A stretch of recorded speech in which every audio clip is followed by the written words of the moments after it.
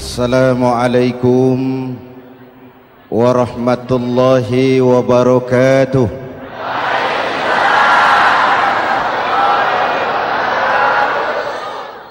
Alhamdulillah wassalatu wassalamu ala Rasulillah Sayyidina Muhammad ibn Abdullah wa ala alihi wa sahbihi wa mawala, amma ba'du.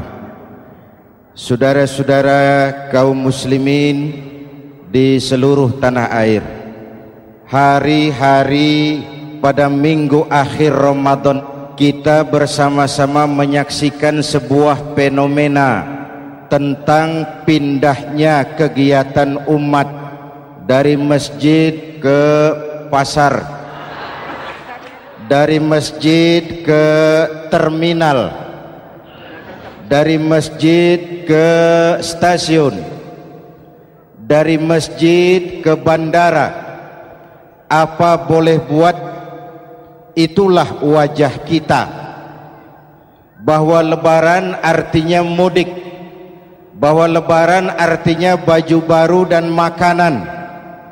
Lebaran berbeda dengan Idul Fitri.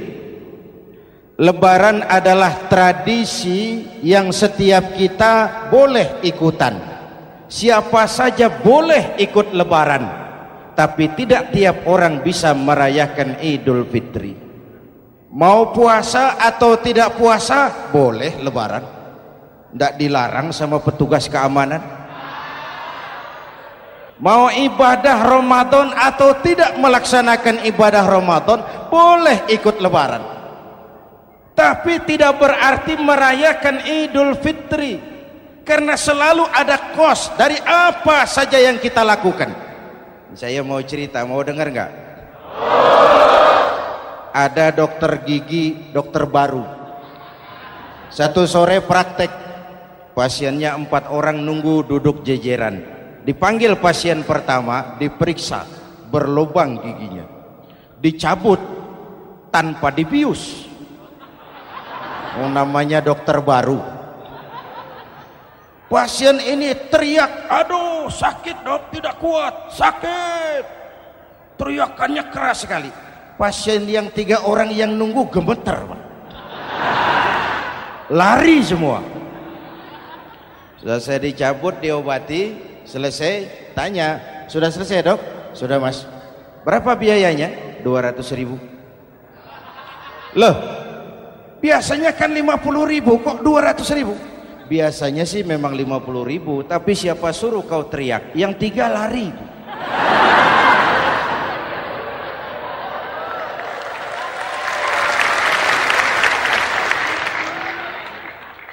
Cerita pendek ini ingin berpesan kepada kita, selalu ada ongkos yang harus kita bayar dari apa saja yang kita lakukan. Mau ibadah atau tidak, mau jadi orang baik-baik atau jadi bajingan paling tengik, mau berbuat salah atau berbuat soleh, selalu ada kosnya, selalu ada ongkosnya. Kita bicara kembali kepada fitrah, Idul Fitri. Bagaimana caranya? Pertama saya ingin mengutip bagian pendek dari ayat 185 Al-Baqarah. Walitukmilul iddata walitukabbirullaha ala ma hadakum wala'allakum tashkurun. Ada 4 hal dari cuplikan ayat pendek ini. Pertama, walitukmilul iddata, hendaknya engkau sempurnakan jumlah bilangan hari puasamu. Berpuasa sebulan penuh. Sebulan penuh itu bisa 29, bisa 30. Pak, kalau beda pendapat bagaimana? Ada yang lebaran tanggal 5, ada yang lebaran tanggal 6. Hadirin, bagi yang punya kemampuan berijtihad, silahkan melakukan ru'yatul hilal. Bagi yang tidak, lebih aman ikut pesan Nabi. Apa pesan Nabi? Fa iza ikhtalaftum fa alaikum bisawadil a'zam ma'al haqqi wa ahlihi. Kalau kamu berbeda pendapat, ikut golongan terbanyak yang benar dan ahlinya. Jadi walaupun banyak, kalau tidak benar dan bukan ahlinya, tidak usah ikutin. Banyak benar dan ahlinya. Contoh, 100 insinyur berbeda pendapat dengan 10 kiai tentang doa kunut. Yang diikuti pasti 10 kiai, bukan 100 insinyur. Betul? Atau sebaliknya, 10 insinyur berbeda dengan 100 kiai tentang konstruksi jembatan. Yang diikuti tentu 10 insinyur, benar dan ahlinya. Maka yang paling aman, kita punya departemen agama. Departemen agama punya ahli dari MUI, dari Nahdlatul Ulama, dari Muhammadiyah, dari Al-Wasliyah, dari Syarikat Islam, dikumpulkan melakukan ru'yatul hilal. Yang paling aman, dengeri saja pengumuman departemen agama.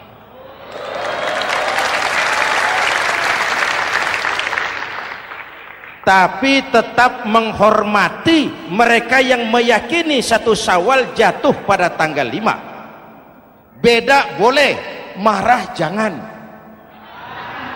Jelas? Saudara boleh suka tempe, tapi jangan menghina orang yang tidak suka tempe. Saudara boleh senang tahu, tapi jangan ngenyek karo wong yang senang tahu. Hadirin yang saya hormati, walitukmilul iddata. Kalau mau kembali kepada fitrah, sempurnakan jumlah bilangan hari puasamu. Makna sempurnakan di sini 2, sempurnakan 1 bulan penuh dan sempurnakan semangat puasamu. Walaupun Ramadan berakhir, puasa jangan selesai. Kenapa? Tangan kita masih tetap terus puasa dari mengambil yang bukan milik kita. Lidah kita walaupun Ramadan sudah selesai tetap berpuasa dari memfitnah dan menggunjing orang lain. Kaki kita walaupun Ramadan sudah selesai tetap puasa dari berjalan ke tempat yang tidak baik. Perut kita tetap berpuasa dari kemasukan barang-barang yang haram. Sempurnakan semangat puasamu. Sikap disiplin, sikap jujur, merasakan kehadiran Allah dekat dalam hidup. Nih contoh ringan. Tadi waktu asar dan zuhur, saudara sholat apa tidak? Sholat. Waktu sebelum sholat kan berwudu. Ketika berwudu kan berkemur. Umpama waktu berkemur itu saudara korupsi, sedikit saja airnya saudara minum, saya yakin jangankan petugas keamanan, teman wudhu sebelah pun tidak akan tahu kalau waktu berkemur saudara korupsi. Kalau selesai Ramadan ini diterjemahkan, insya Allah negara kita bersih, berkurang korupsinya.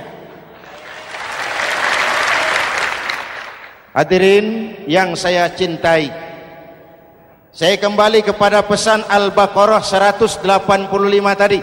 Walitukmilul iddata, sempurnakan jumlah bilangan hari puasamu.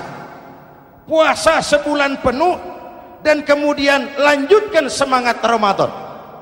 Disiplin, merasakan diri di bawah pengawasan Allah. Sekarang ini Allah ditekan. Kita iman dalam ucapan tapi sekuler dalam perbuatan. Tuhan cuma ada di masjid, di kantor Tuhan hilang, maka korupsi merajalela. Tuhan cuma ada di masjid, di pasar Tuhan hilang, maka timbangan tetap curang. Iman dalam ucapan tapi sekuler dalam perbuatan. Kalau jiwa dan semangat Ramadan kita bisa terapkan, insya Allah korupsi akan berkurang. Sekarang kan kita prihatin, yang tadinya teriak-teriak wong cilik malah ribut rumah mewah. Yang tadinya teriak-teriak rakyat kecil, sekarang malah ribut soal villa 5 miliar. Ini kan menyedihkan, memilukan dan memalukan. Tidak punya sense of crisis. Nah, saya juga nggak tahu apa itu. Udah dengerin aja, kenapa sih? Usil bener. Padahal ekonomi kita masih terpuruk, lapangan kerja sulit, jumlah pengangguran rata-rata 2 juta orang per tahun. Lapangan kerja baru sulit terbuka karena investor, jangankan yang dari luar mau masuk, yang di dalam siap-siap keluar. Terakhir kita dengar Sony, pabrik elektronik besar, mau cabut lagi, pindah invest ke Taiwan, menyusul pabrik silet yang di Ciputat itu. Ketika ditanya apa investasi di Cina lebih murah, tidak, dia bilang lebih mahal, cuma lebih pasti. Di Indonesia murah, cuma mejanya kebanyakan, biaya siluman, namanya siluman gak karu-karuan, keluar uang banyak, urusan tidak pasti, capek. Disahkan undang-undang penyiaran yang justru ditolak oleh masyarakat penyiar sendiri. Industri penyiaran bakal kolaps karena sekarang ini boro-boro mereka industri televisi mau break even point, mau pulang modal, dengan ke depan bisa bangkrut. Akibatnya bisa kita pastikan, jumlah pengangguran makin bertambah. Hadirin yang saya hormati, kita memang setuju jangan terlalu mengadopsi siaran-siaran televisi dari luar, kita harus punya filter. Tapi pada sisi yang sama, kita juga harus memperhatikan lapangan kerja buat rakyat kita ini. Walitukmilul iddata, sempurnakan jumlah bilangan hari puasamu. Kalau jumlah hari puasa sudah sempurna, tuntunan yang kedua dari Al-Quran, walitukabbirullah, hendaknya engkau agungkan nama Tuhanmu. Takbiran. Takbiran itu bisa sendiri, bisa berjamaah, bisa di rumah, bisa di masjid, bisa di surau, bisa dengan pawai keliling, asal dilaksanakan dengan tertib dan tidak mengganggu lalu lintas umum. Prakteknya yang terjadi, pawai keliling itu mengganggu ketertiban umum, perang petasan, mengganggu lalu lintas. Terjadi macam, ada yang takbiran bawa bendera partai. Innalillahi wa inna ilaihi rajiun. Ini takbir politik. Hadirin yang saya hormati, kalimat takbir dalam kondisi kita, saya ingatkan kepada satu ungkapan Bung Tomo. Bung Tomo, pelaku sejarah, tokoh 10 November yang dikenal sebagai Hari Pahlawan, dalam satu pidatonya saya ingat pernah berkata, andai kata tidak ada kalimat takbir, ini ungkapan Bung Tomo, andai kata tidak ada kalimat takbir, saya tidak tahu dengan apa saya harus menggerakkan putra-putra terbaik bangsa untuk bangkit berjuang melawan penjajah.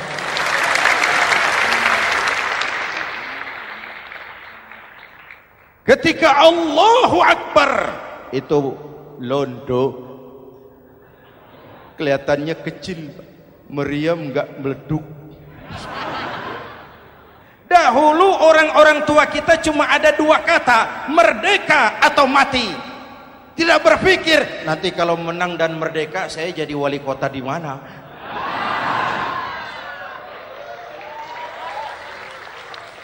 Kalimat takbir, bangsa ini harus bangkit dari keterpurukan. Bangsa ini harus bangkit mengejar ketinggalan-ketinggalannya. Bangsa ini tidak boleh terpuruk terus, dan semangat takbir harus menjiwai kita. Tidak ada capek dalam perjuangan, tidak ada puas dalam upaya. Keberhasilan cuma pengantar ke arah keberhasilan yang lebih baik lagi. Walitukabbirullah, hendaknya engkau agungkan nama Tuhanmu. Nama Allah menjadi motivasi besar dalam kehidupan kita. Ini pesan Quran Al-Baqarah 185. Pesan kedua, setelah sempurnakan jumlah bilangan hari puasamu, agungkan nama Tuhanmu. Takbiran. Kalimat takbir sendiri kalau kita lihat pada kalimatnya ada kata la ilaha illallah wahdah sadaqa wa'dah wa nasara 'abdah wa a'azza jundah wa hazamal ahzaba wahdah. Tidak ada Tuhan selain Allah, esa, tidak beranak, tidak diperanakan, wahdah, tidak bisa diumpamakan dengan apapun. Sadaqa wa'dah, Allah yang maha menepati janjinya. Wa nasara 'abdah, Allah yang maha menolong hambanya. Kalau bukan kebesaran Allah, berat berjuang Ramadan ini melawan musuh yang tidak nyata. Puasa itu kalau olahraga golep.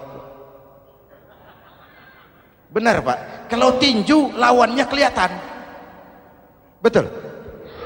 Sepak bola musuh kelihatan, bulu tangkis kelihatan, golf siapa musuhnya? Itulah puasa, menghadapi musuh yang tidak kelihatan.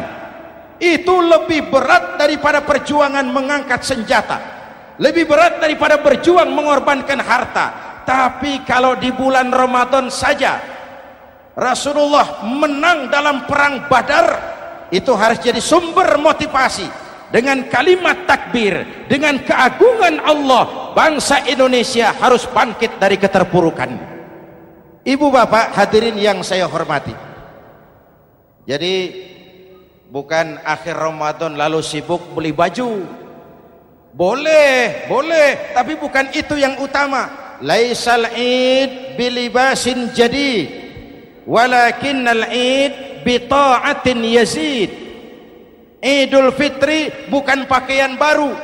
Idul Fitri adalah ketaatan yang meningkat, yang telah ditempa, digojlok, digembleng oleh Ramadan. Jadi kalau Ramadan rajin baca Quran, lalu selesai Ramadan sayonara Quran, latihan tidak berhasil. Ramadan rajin ke masjid, selesai Ramadan selesailah ke masjid. Awal Ramadan full house sampai ke halaman, akhir Ramadan cuma imam berdua tikar. Masjid kembali senyap, padahal masjid adalah pusat kegiatan umat. Saudara lihat dari sejarah, ketika hijrah ke Madinah, Rasul singgah di Kuba. Apa yang beliau lakukan? Membangun masjid. Ketika sampai di Madinah, kesibukan pertama beliau apa? Mencari rumah dinas? Bukan. Kesibukan pertama beliau mencari lokasi di mana membangun masjid. Isra dan Mi'raj, perjalanan besar dimulai dari masjid ke masjid. Ini indikasi masjid memang merupakan pusat kegiatan umat. Umat Islam dengan masjid seperti ikan dengan air, tidak boleh pisah. Ada ikan yang tidak betah di air? Ada. Ikan mau modar. Kalau umat sudah mulai menjauhi masjid, jiwanya yang akan mati. Kalau jiwanya mati, jasadnya masih hidup, itu namanya bangkai berjalan. Walitukabbirullah, engkau agungkan nama Tuhanmu, takbiran. Setelah berjuang penuh, membina takwa, mengharap ridho, mengendalikan nafsu. Ingat loh, puasa itu bukan menghilangkan nafsu, mengendalikan, menempatkan pada tempatnya. Manusia tanpa nafsu bukan manusia, tapi manusia yang disetir nafsu turun jadi binatang, bahkan lebih rendah daripada binatang. Puasa ini menempatkan nafsu di tempatnya. Hai laki-laki, kamu nafsu sama perempuan? Betul Pak. Perempuan suka laki-laki? Betul Pak. Boleh lewat sini, lewat pintu yang disebut nikah.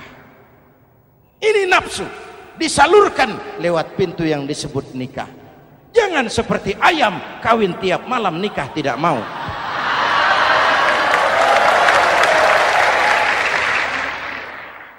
Hai manusia, nafsu kepada materi, kepengen kaya? Iya Pak, boleh. Usaha yang halal, jual beli yang halal. Wa ahallallahu al-bai'a wa harrama riba. Allah halalkan jual beli. Jangan ingin kaya lalu makan renten, ingin kaya lalu korupsi, ingin kaya lalu buka peternakan tuyul. Manusia ingin berkuasa, boleh, tapi tetap punya etika dan moral. Jangan ingin berkuasa lalu fitnah, ingin berkuasa lalu mengadu domba orang, ingin berkuasa lalu menghalalkan segala cara. Puasa menempatkan nafsu pada tempatnya. Manusia yang dikendalikan nafsu lebih puas daripada binatang. Saya punya ungkapan lama, sebuas-buasnya kerbau makanannya tetap rumput. Saya belum pernah dengar ada kerbau terlalu buas lalu makan roti. Betul? Tapi manusia kalau sudah dikendalikan nafsu, manusia bukan cuma makan nasi, aspal, semen, kertas, minumnya solar, jauh lebih buas daripada binatang. Inilah puasa, arep nguwong kewong, agar manusia itu jadi dirinya, fitrahnya, jangan dikendalikan oleh nafsu. Kita ini sudah diciptakan fi ahsani taqwim. Masya Allah. Yang ketiga, pesan Al-Baqarah 185 tadi, setelah sempurna jumlah bilangan hari puasa, lalu mengumandangkan takbir, membayar zakat fitrah. Kenapa itu kita lakukan? Mengagungkan nama Allah, ala ma hadakum, agungkan nama Allah yang telah memberikan hidayahnya kepadamu. Masya Allah nih, hidayah, kita bersyukur. Hidayah ini hak prerogatif Allah, diberikan kepada siapa saja yang dikehendaki oleh Allah. Kita bisa lihat dalam sejarah, ada anak Nabi tidak mendapat hidayah, tidak terpanggil mengikuti kebenaran yang disampaikan oleh bapaknya, namanya Kan'an, putra Nabi Nuh. Ada ayah Nabi bernama Azar, ayah Nabi Ibrahim, putranya penegak tauhid, ayahnya produsen berhala. Ada istri Nabi, istrinya Nabi Lut, tidak mendapat hidayah, tidak terpanggil mengikuti kebenaran. Lalu Abu Jahal, Abu Lahab, paman Nabi, melihat Nabi, menyaksikan mukjizat, mendengar wahyu, melihat tutur kata Nabi, hidayah tidak datang kepada dia, maka mereka tidak terpanggil mengikuti kebenaran. Kita alhamdulillah keponakan Nabi saja bukan, mendapat yang namanya hidayah ini. Ini harus kita pelihara, kita jaga baik-baik, karena ini merupakan hak prerogatif Allah. Yahdi man yasha, diberikan kepada siapa saja yang dikehendakinya. Hadirin, sembari kita mengambil pelajaran tentang Kan'an yang tidak dapat, putra Nabi Nuh. Ini saya ngambil bagian cerita sejarah, masih mau dengar? Nabi Nuh diberi umur 950 tahun, berdakwah sepanjang hidup. 800 tahun beliau dakwah, dapat pengikut tidak lebih 80 orang, rata-rata 10 tahun satu. Yang dihadapi ini umat yang kurang ajar, bandel, bajingan, tengik. Kalau diceramahi, telinganya ditutup dengan tangannya. Ini saking kurang ajarnya ini umat.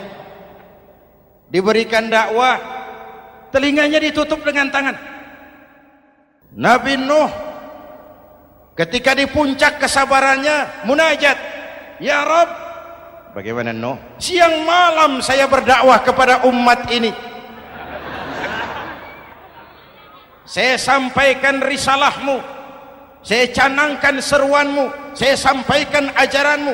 Inni da'autu qaumi lailan wa nahara, siang malam saya berdakwah kepada umat. Wa inni kullama da'autuhum ja'alu asabi'ahum fi adhanihim, tiap kali saya sampaikan dakwah kepada mereka, mereka tutup telinganya dengan tangannya. Saya tidak sanggup menghadapi umat seperti ini, ya Allah. Habis mau kamu bagaimana Nuh? Sikat saja sudah semua ini. Bikin mati saja. Nanti kalau punya anak, anaknya kafir lagi. Lebih baik bapak moyangnya, mbah-mbahnya sikat semua. Rabbi la tazar 'alal ardi minal kafirina dayyara. Jangan disisakan orang kafir. Habisin semua. Itu mau kamu? Iya. Buat kapal Nuh, nanti aku turunkan banjir. Dengan apa saya membuat kapal ya Rabb? Pakai kayu Nuh. Kayunya dari mana ya Rabb? Dari pohon tentu. Pohonnya belum ada ya Rabb. Tanam dulu Nuh. Membuat kapal kayunya nanam pohon dulu. Apa artinya? Perjuangan bukan simsalabim abracadabra. Perjuangan bukan makan lombok, ini hari dimakan, ini hari pedas. Perjuangan itu proses. Ada keringat, ada air mata, ada darah, tempo-tempo nyawa. Itulah perjuangan. Sudah pohon ditebang, buatkan kapal di tengah kampung. Umat unjuk rasa lagi. Oi, Nuh makin gila. Bikin kapal di tengah kampung, mau belayar kemana? Selesai Nuh, selesai ya Rabb. Naik. Orang-orang yang beriman bersamamu, naik. Binatang serba sepasang, naik. Naik Nuh, naik. Orang beriman, naik. Binatang serba sepasang. Gerimis mulai turun. Setelah kapal semua terisi, Nabi Nuh kontrol. Sudah naik semua? Sudah. Nuh, Mas Bejo ada? Ada. Mbok Painem, naik sudah, masuk. Oke. Hei. Kanan anak saya ikut tidak naik kapal. Kami tidak lihat Nuh. Turun ke bawah. Ada Kanan.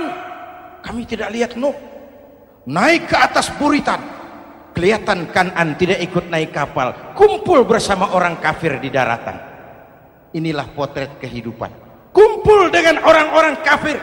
Berapa banyak anak-anak kita tidak mau ikut orang tuanya ke masjid. Kumpul dengan orang-orang kafir di tempat maksiat. Nuh karena sayang kepada anak, dari atas kapal memanggil, ya bunayya rkam ma'ana. Ya, ini bahasa orang manggil Pak. Kanan, kesini nak, naik kapal sama papi. Ini terjemahan bebas. Jawab Kanan di bawah, tidak mau Pak, saya di sini saja. Jangan nak, Allah sedang murka, akan turun banjir. Kalau datang banjir Bapak, sa'awi ila jabalin ya'simuni minal ma'. Saya akan naik ke gunung tinggi yang bisa menyelamatkan saya dari banjir. Kanan naik ke gunung tinggi, gunung pun tenggelam dihantam banjir. Dalam puncak kepedihan, Nabi Nuh akhirnya sadar, ya Allah, kalau orang kafir tenggelam memang saya yang minta, tapi Kanan kan anak saya. Nuh, anggap Kanan bukan anakmu. Wa innahu amalun ghairu salih. Nuh sadar, akhirnya bilang, ana urid wa anta turid wallahu fa'alun lima yurid. Aku punya kemauan, kau Kanan punya kemauan, Allah juga punya kemauan. Kemauan Allah lah yang akhirnya jadi kenyataan. Nek sekarang juga kita ngadepi musim banjir. Bukan banjir air saja, banjir peradaban-peradaban yang masuk ke negeri kita. Banjir maksiat, banjir munkarot. Kalau kita sudah ke masjid, kita sudah naik kapal. Tolong kontrol anak-anak kita. Tolong kontrol tetangga kita. Ayo naik kapal.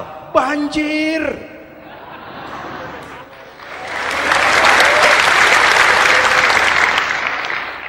Ditutup ayat ini dengan wala'allakum tashkurun.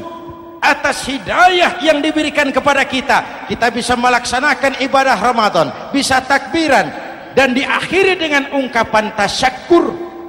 Tasyakkur dan tafakkur, mensyukuri nikmat.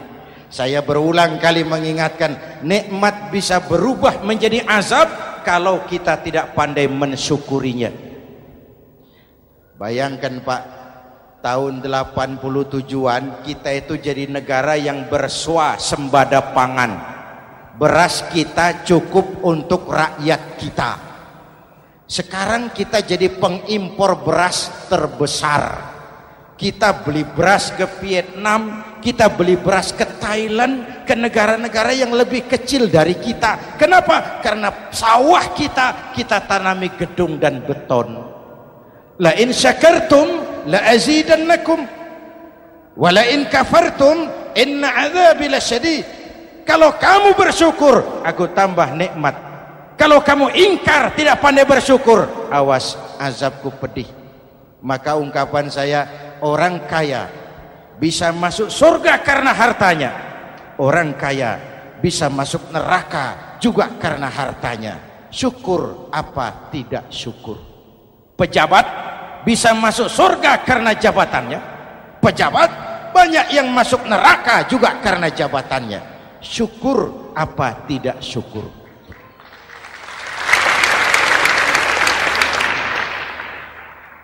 Orang alim, kiai bisa masuk surga karena ilmunya.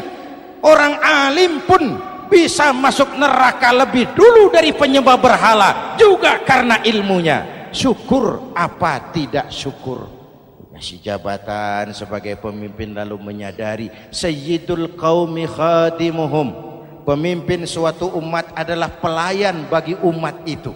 Pelayan harus melayani, bukan minta dilayani.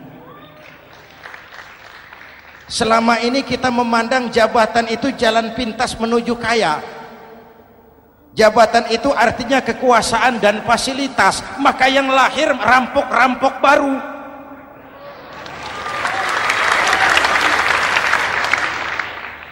Jabatan adalah alat untuk pengabdian di tengah rakyat yang sedang susah, di tengah negara yang sedang terpuruk. Kita memerlukan pemimpin-pemimpin yang sadar sayyidul qaumi khadimuhum. Pemimpin suatu kaum adalah pelayan bagi kaum itu sendiri. Ibu bapak hadirin yang saya hormati, dengan mensyukuri itu maka makna Idul Fitri meresap kembali kepada fitrah kita sebagai manusia, fitrah kesucian. Secara sederhana orang gambarkan kembali kepada fitrah seperti bayi baru dilahirkan oleh ibunya, bersih, suci, tanpa dosa, lantaran sudah dibersihkan oleh ibadah Ramadan. Tapi para ulama khalaf ada yang mengartikan fitrah itu kecenderungan kepada kebajikan, kecenderungan kepada kebaikan. Itu juga fitrah. Kembali kepada fitrah manusia, kecenderungan untuk berbuat baik. Kita lahir bayi tidak punya dosa, betul? Tidak ada dosa warisan dalam Islam. Kalau harta warisan ada, dosa warisan tidak. Karena itu dalam Islam juga tidak ada penebusan dosa. Kalau dosa bisa ditebus dengan uang, tentu Menteri Keuangan nomor 1 masuk surga.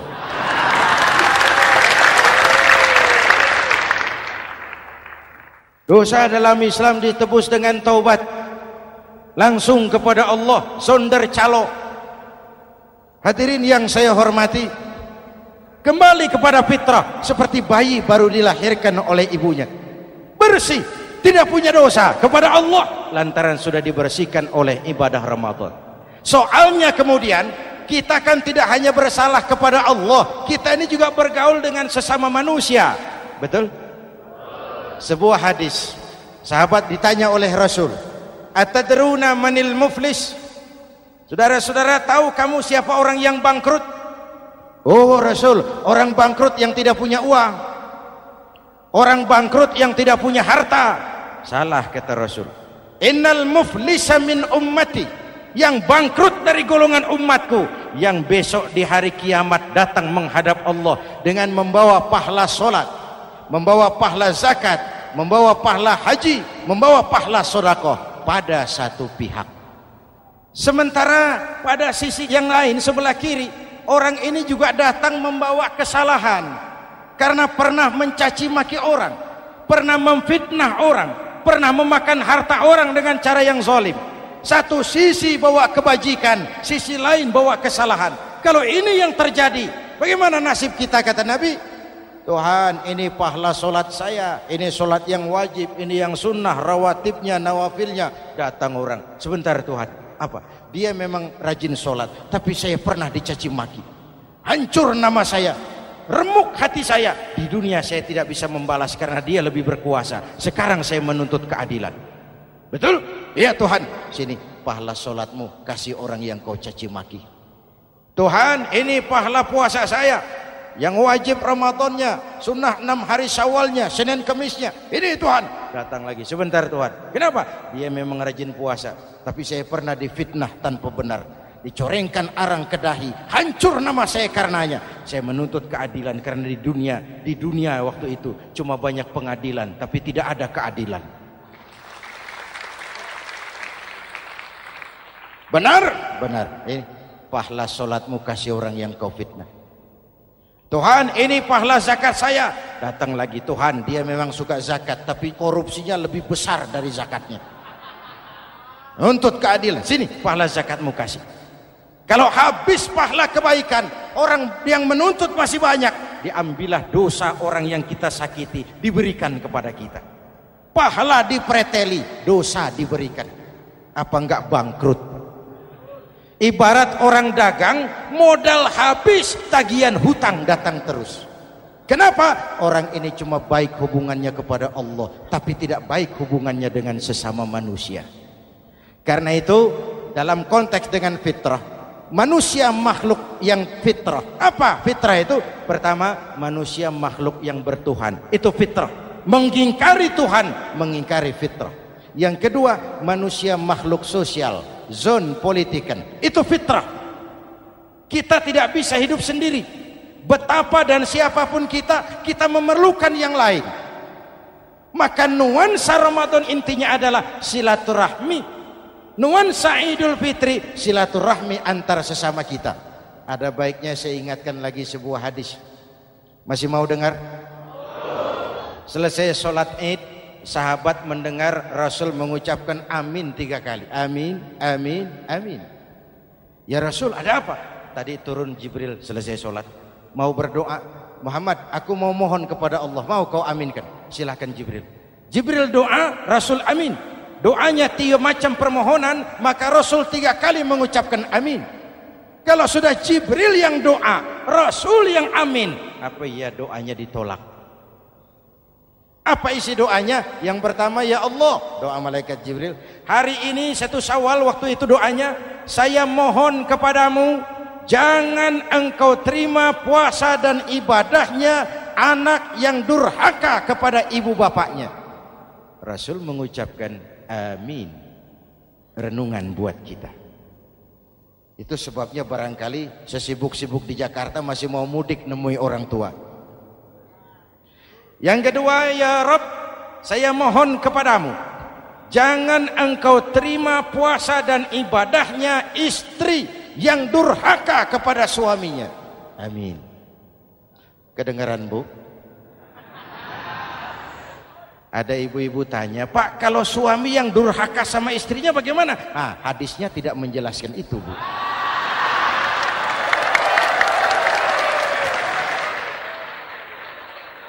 Lo menang sendiri. Yang jelas suami itu presiden rumah tangga, dimintakan tanggung jawab tentang istrinya. Nah istri swargo manut neraka kadut. Ketika pulang Isra Mi'raj saja Rasul bercerita, aku diperlihatkan neraka. Neraka ya Rasul? Iya. Lalu aku lihat isinya kok kebanyakan perempuan. Perempuan. Laki bagaimana? Laki juga tidak sedikit. Cuma kebanyakan perempuan. Ya Rasul, apa mereka tidak sholat? Sholat. Apa mereka tidak ngaji? Oh, rajin mereka sama suaminya. Kenapa banyak mereka di sana? Rasul senyum dan menjawab, hunna yakfurnal asir. Umumnya perempuan kurang bisa terima kasih sama suaminya.